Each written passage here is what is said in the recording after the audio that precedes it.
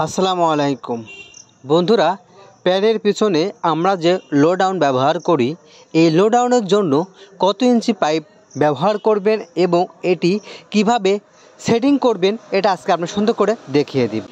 এই পাইপটি দিতে হবে প্যান ঢালার সময়। তো এখন পিছনকর যে ওয়াল থাকবে, এই ওয়াল থেকে আমার 3 ইঞ্চি ক্লিয়ার রেখে, আর এটা হলো প্যানের পিছন। এখানে দেখেন দুই পাশে দুটা কিন্তু ছিদ্র থাকে প্যানের ভিতর পানি যাওয়ার জন্য, দেখতেই পারছেন বন্ধুরা।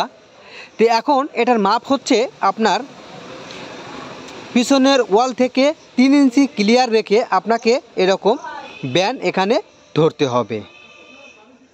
দেখতেই পারছেন ওয়াল থেকে 3 ইঞ্চি ক্লিয়ার রেখে আমি ব্যানটাকে ধরলাম। এখন এই ব্যান থেকে দেখেন আমার আঙ্গুল দেখতে পারছেন, এই পর্যন্ত কতটুকু পাইপ লাগবে, অর্থাৎ 6.5 ইঞ্চি আপনার হলো পাইপ লাগবে। এই পাইপটুকু আমি এখন কেটে নিব। তো বন্ধুরা, অনেক ভাইরা আমাকে কমেন্ট করেন যে লো ডাউনের জন্য আমরা কত ইঞ্চি পাইপ ব্যবহার করব। এই পাইপটা সাধারণত 1.5 ইঞ্চি পিভিসি পাইপ আমরা ব্যবহার করে থাকি। 1.5 ইঞ্চি পাইপ দিলে কাজটি সুন্দর হবে এবং পর্যাপ্ত পরিমাণ খুব তাড়াতাড়ি আপনার প্যানের ভিতর চলে যাবে। তো এখন দেখেন এই পাইপটাকে ব্যানের সাথে ঢুকিয়ে দিয়ে এখন এটাকে একটু অ্যাঙ্গেল করে কাটতে হবে। দেখতেই পারছেন আপনার মাথা থেকে 1 ইঞ্চি উপর দিকে তুলে এরকম অ্যাঙ্গেল করে কাটতে হবে।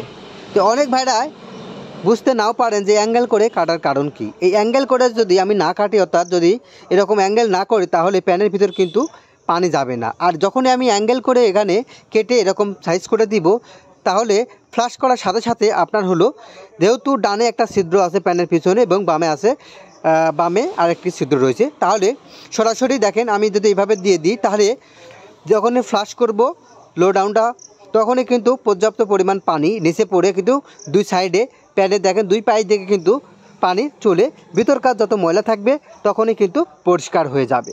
তো দেখেন ওয়াল থেকে 3 ইঞ্চি ক্লিয়ার রেখে আমি 1.5 ইঞ্চি পাইপ এখানে সুন্দর করে প্যানের সাথে সেট করলাম। এখন দেখেন ঢালাই দিয়েও কিন্তু কমপ্লিট করলাম। তো বন্ধুরা, পিছনের ওয়াল থেকে আপনাকে 3 ইঞ্চি ক্লিয়ার রেখে লো ডাউনের পাইপটা ফিটিং করতে হবে এবং এটা 1.5 ইঞ্চি পাইপ আপনাকে ব্যবহার করতে হবে।